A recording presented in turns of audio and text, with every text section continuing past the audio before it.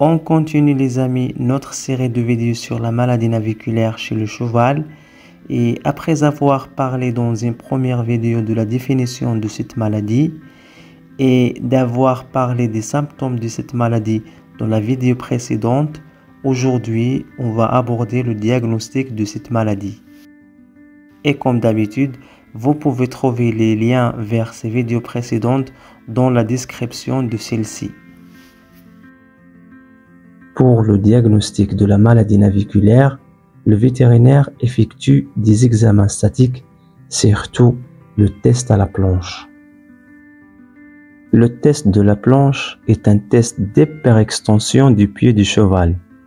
Il est le contraire du test de flexion du pied ou du boulet. Il consiste à placer le pied du cheval à plat sur l'extrémité d'une planche. Le test est positif si le cheval, ressentant une douleur, se recule et ne laisse pas son canon vertical. Mais il faut noter que ce test peut être positif pour deux raisons principales.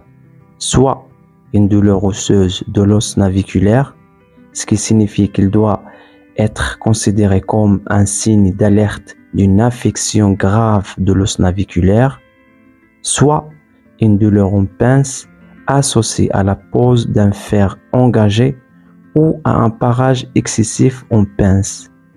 Et il est très important de faire la différence entre ces deux diagnostics car la prise en charge sera totalement différente.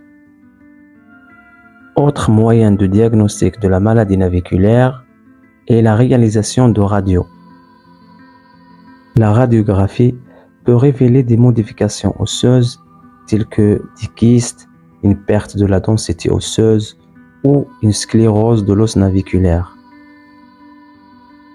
Autre moyen du diagnostic de la maladie naviculaire est l'échographie. Comme vous le savez, l'échographie permet d'évaluer les tissus mous, notamment les tendons.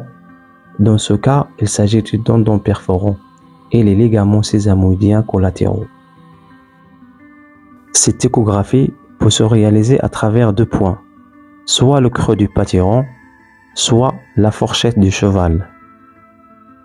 Chez certains chevaux atteints de la maladie naviculaire, on est obligé de réaliser des IRM pour obtenir une image plus détaillée des structures internes du pied et pour poser un diagnostic plus précis.